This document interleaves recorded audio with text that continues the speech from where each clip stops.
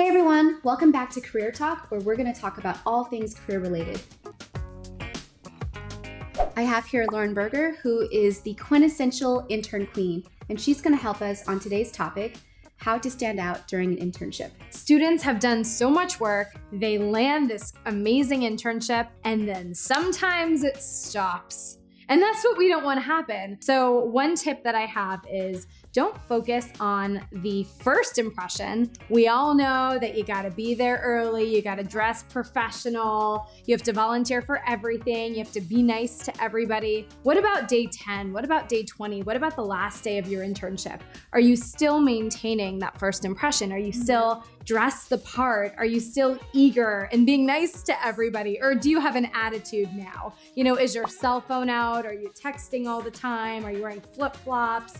Make sure that whatever you put out into the world on that first day, you maintain that throughout every day of the internship. So I think that's an important tip. Having someone that's not jaded, as I think you were mentioning, like if they're breaking out the cell phone, if you're helping someone with social media, then we understand. Absolutely. It's so important to always be on and to be more responsive on social media, but there is a time for all that too. There is a time to show people that you're more aware and you're conscious of your environment. So helping out, even if it's not your job to help that person out, just ask, hey, can I help? I think I'm here to help are the best words you can ever say, because I'm telling you, someone's gonna take you up on that help sometime, and they're gonna remember you as the person who's always asking others if they need help in the office. What does one wear when they want to stand out in an internship when it comes to dress code, but still following the guidelines, but still standing out a little bit? Right. So I think it's important to, first of all, identify what that company dress code is. And that is a great question to ask before the first day of your internship. Because of course, again, you want to set that first impression and make sure you sort of look the part. If you're unsure, go with the safe choice, especially for the first week or two of your internship. After that 2-week mark, you'll understand what people are wearing. But I always say that if the dress code is, let's say, business casual, that's a little bit borderline. Sometimes that means that dark denim is acceptable and sometimes it doesn't. I would err on the side of caution. And you're gonna wanna focus on dresses, skirts, nice pants and tops and different combos that you can wear. So invest in that great blazer, get a white button-down shirt. If it's summertime, get one of those sleeveless, collared, kind of like what I'm wearing, but the shirt version instead of the dress version.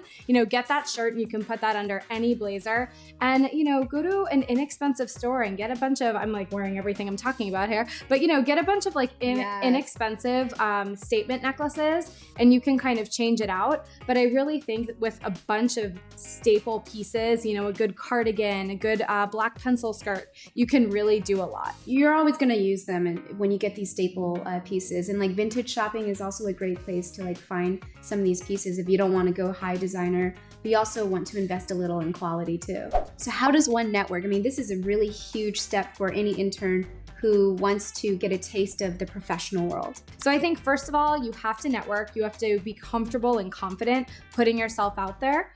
Anytime you're invited to a professional networking event, make sure you go. At the office, you want to try to build what I call below the surface relationships. You want to really understand what drives and motivates the people around you. Maybe your supervisor is obsessed with his dog. That's an important fact to know, because that's something that's really meaningful to him. Maybe the woman who sits down the hall from you loves to go on vacation and she just comes to work so that she can go on more vacations. But learn these things about people. Is there a time when someone's overreaching? As a professional, you shouldn't be networking that way. So what are the don'ts now to networking in that case? I think it's important to sort of know the room. So here's an example. If you're at your internship and you're invited to sit in on a marketing meeting, and you're in the meeting and all the executives are talking, it might not be appropriate to just shout out an idea. That's a time where you'd want to ask your internship supervisor, in the meeting, is it okay if I share my ideas? If you're hesitant, just don't do it. And remember, you always have to be professional. A lot of students have business cards now. That's all the rage. Oh, wow. And student business cards? Yeah, and I'm a big supporter of the student business card, but make sure that you're not taking that business card and shoving it in people's faces. The appropriate thing to do is to say, I happen to have a student business card on me. Is it okay if I give you one? I'd love to stay in touch with you. So now that you've networked, you made some great contacts.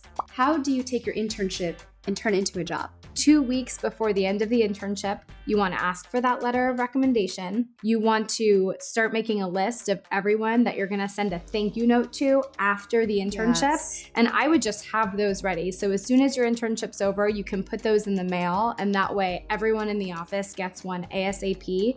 And then my secret intern queen rule is you stay in touch with your professional contacts 3 times per year. You want people to remember you. You don't want it to be awkward come a year later and say, hey, remember me? I was that one intern from way back then. Can you help me get a job? You want to get in the habit of having your name appear in that executive's inbox at least 3 times per year, because one day you will need a favor. So again, you don't want to sort of use up all your favors. So, hold the favors until you need them and stay in touch with everybody 3 times per year. And that is going to help you turn the internship into a job. KIT, keep in touch. Yep. My question is, how do I get more people to take me seriously in the workplace? Love you. From Canada. Love you. Yeah, I think it's all about acting like a professional. Check your stress at the door. We don't need to hear about how stressed you are and how busy you are and all the other things you have going on all day long. I think when you're at work, be totally present and in the moment. And I think your coworkers will really appreciate that and they'll come to rely on you. I think if you're checking in with the people around you and you're showing that you care and you're very thoughtful, people appreciate that. Beyond professionalism, it just shows that you're an amazing human being. Hey Michelle, my question is, what are parts of an internship that can be the most challenging? Okay, love you, thanks, bye. So cute. I think the most challenging part of an internship is that sometimes you're dealing with busy people who are multitasking, who are several years out of school, and they forget that you don't already know how to do everything at the company. Don't be afraid to ask questions. There is no bad question to ask. I think the one thing you can do is, again, take a deep breath, listen to all the information someone is sharing, always take notes. The second your internship coordinator says, I have an assignment for you, notebook, pen, take it out, and just take notes on everything they say and save your questions for the end. That way you don't have to interrupt them, but at the end of the conversation, you'll go through that list of questions that you have. Thank you so much, Lauren, for being an amazing intern queen and for helping everyone here who just wants to elevate their career. Thank you guys so much for watching. We will see you on our next career talk. Bye. Good luck.